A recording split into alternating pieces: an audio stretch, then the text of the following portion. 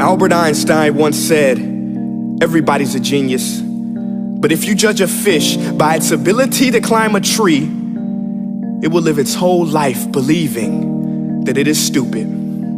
Ladies and gentlemen of the jury, today on trial we have modern day schooling. Glad you could come. Not only does he make fish climb trees, but also makes them climb down and do a 10-mile run. Tell me, school, are you proud of the things you've done? Turning millions of people into robots, do you find that fun? Do you realize how many kids relate to that fish swimming upstream in class, never finding their gifts, thinking they are stupid, believing they are useless? Well, the time has come, no more excuses. I call school to the stand and accuse him of killing creativity, individuality, and being intellectually abusive. He's an ancient institution that has outlived his usage. So, Your Honor, this concludes my opening statement, and if I may present the evidence of my case, I will prove it. Proceed. Exhibit A. Here's a modern day phone. Recognize it? Here's a phone from 150 years ago. Big difference, right? Stay with me. Here's a car from today, and here's a car from 150 years ago. Big difference, right? Well, get this. Here's a classroom of today, and here's a class we used 150 years ago. Now, ain't that a shame? In literally more than a century, nothing has changed. Yet you claim to prepare students for the future?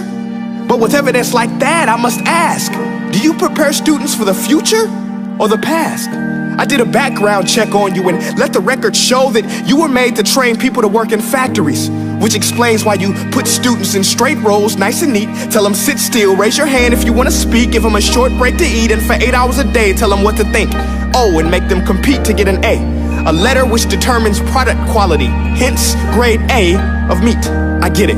Back then, times were different. We all have a past. I myself am no Gandhi. But today, we don't need to make robot zombies. The world has progressed, and now we need people who think creatively, innovatively, critically, independently, with the ability to connect. See, every scientist will tell you that no two brains are the same, and every parent with 2 or more children will confirm that claim.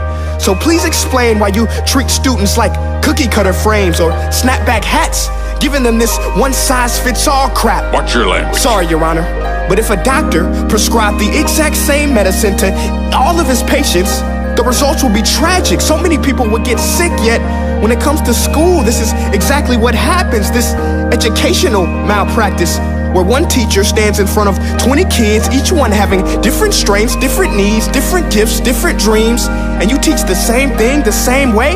That's horrific. Ladies and gentlemen, the defendant should not be acquitted. This may be one of the worst criminal offenses ever to be committed. And let's mention the way you treat your employees. Objection. Overruled. I want to hear this. It's a shame. I mean, teachers have the most important job on the planet, yet they're underpaid? No wonder so many students are short-changed. Let's be honest, teachers should earn just as much as doctors, because a doctor can do heart surgery and save the life of a kid, but a great teacher can reach the heart of that kid and allow him to truly live. See, teachers are heroes that often get blamed, but they're not the problem. They work in a system without many options or rights. Curriculums are created by policymakers, most of which have never taught a day in their life. Just obsessed with standardized tests. They think bubbling in a multiple choice question will determine success. That's outlandish. In fact, these tests are too crude to be used and should be abandoned, but don't take my word for it. Take Frederick J. Kelly, the man who invented standardized testing, who said, and I quote, "These tests are too crude to be used and should be abandoned." Ladies and gentlemen of the jury, if we continue down this road, the results will be lethal. I don't have much faith in school, but I do have faith in people.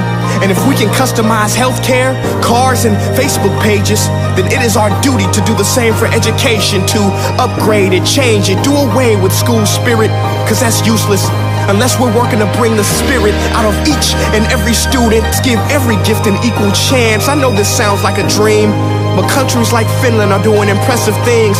They have shorter school days, teachers make a decent wage, homework is non-existent, and they focus on collaboration instead of competition. But here's the kicker, boys and girls, their educational system outperforms every other country in the world.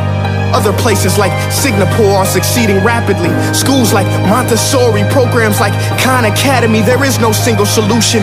But let's get moving, because while students may be 20% of our population, they are 100% of our future.